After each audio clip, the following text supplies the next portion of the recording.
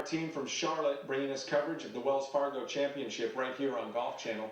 Kelly Tillman and Nick Faldo join us now. Obviously, Nick has a great relationship with Seve from all those years, and Kelly, you've been following golf as well. Guys, take it away. Your thoughts? Craig, thanks so much. It is a pleasure to be with you because we have a chance to share some fantastic memories of Seve Ballesteros through a man right here who knew him in a competitive sense perhaps better than anyone, played every Ryder Cup that Seve was on with him. Nick, everyone is feeling the loss and the pain here today. What did he mean to the continent of Europe? Well, he turned British golf. Originally it was a British tour, I believe. I can't remember what we officially called a PGA Tour. But by 1984, we became the European Tour. You know, Seve was, I joined in '76. I think Seve had been around for a couple of years before that. So you can see that what he did, and he turned the Ryder Cup obviously into a European team. It was always the British and Irish team, and then in 1979. We brought on Europe, and obviously predominantly to bring Seve on board. So that was the start. So you can see how he did that. And probably the most important thing is everywhere he went, representing himself, and obviously then the European Tour, he won. He went to Japan and would win, go to Australia, would win. And, you know, and what he did for us as players in Europe, you know, we competed against him, but then for him to then come to America and, you know, break the barriers down, to come and win at Augusta, winning at 23 was very special, and you saw what happened then in European golf. You know, Sandy followed, Woodsy followed, Langer, Elazabal winning the Masters. So, you know, all of that together. And then, of course, his biggest legacy is the Ryder Cup. The passion he had there, what he did for the team, and many, many great moments, but obviously one of them was in 1983 at Palm Beach Gardens when we lost by 1 point, and he walked in the room, and I was sitting next to Tony Jacklin, and he said, we must celebrate, this is a victory for us. And he managed to turn things around where, you know, he united the team. It would be fair to say we had 6 guys who believed we could win the Ryder Cup, and maybe 6 not so sure. And then after that, of course, we know we won 85, 87, you can see what happened. So it was special to be around him and then be captained by him at Valderrama in 97. You mentioned 87. You may not have known this, but there was a quote by Seve that once said his greatest memory, perhaps in golf, was hugging you at Muirfield Village in 1987. I knew you'd do that. What a moment. What a moment. And I know how much it means to you. Absolutely, Sir Nick. Well, I had the same for me. It was 95. He comes to me in floods of tears after I got up and down, you know, in 95. And God, I couldn't see it.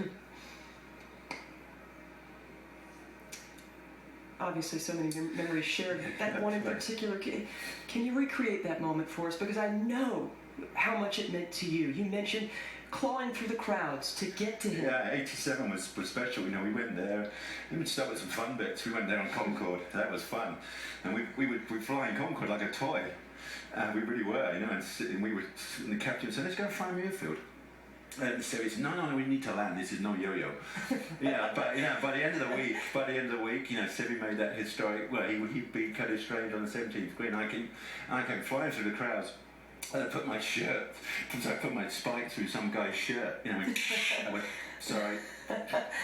So 25 years later, go to the pro shop. I'll sign for one for you. You know, that was special. And then, as I said, and if I could get through at 95, it was unbelievable. He put his arms around me and said, "You're a great champion." And yeah, thank you for sharing that. The reason that you're not wearing your suit today, you're wondering why you might be in a golf shirt.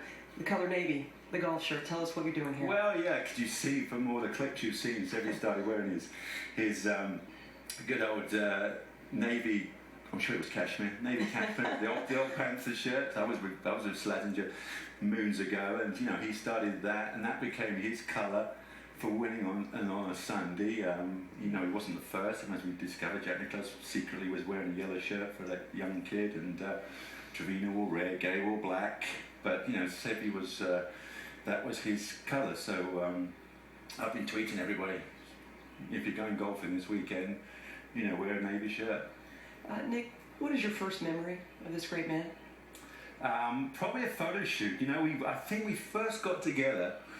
It was at Port Marnock. We were both 19, and Seve had already won 3 national opens before that. So I was, I think that would be 76 when I came on tour. Might have been early 77.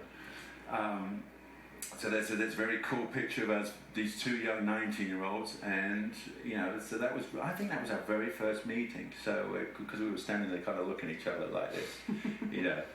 It was, so I can remember that. I still probably hopefully could dig that one out somewhere at home. And obviously we went on, I had some great moments on the golf course. You know, 88 was special. I mean, he beat us, Nicky Price and I, we played with him last day at Lytham. And that was the original grip it and rip it. You know, that with swashbuckling, finesse, panache, everything style and great. I mean, he took the club out the bag, hit the shot, did a 12, walked off the tee all in one move, and then went in the hay and hit his shot, and grass flying everywhere. And so that, I remember sitting to it, I said, that was the greatest golf I've ever seen. And obviously some of those Ryder Cup moments, some of the great shots he hit at Ryder Cups, but his passion at Ryder Cup was probably what he's going to be remembered for, you know, the most. And thank you for sharing your passion here for him today. What more needs to be said? You can see the void that is being felt here in Charlotte, and we will continue to celebrate Seve throughout the day and, of course, forever in the world of golf. Craig, let's go back to you. Yeah, not easy for anyone at all. Folks at home, what you're seeing is the impact of Seve Ballesteros and what he made on the game. It's real, and it's definitely raw. Jason, these flags at half-staff at the Spanish Open today. Certainly ironic, Craig.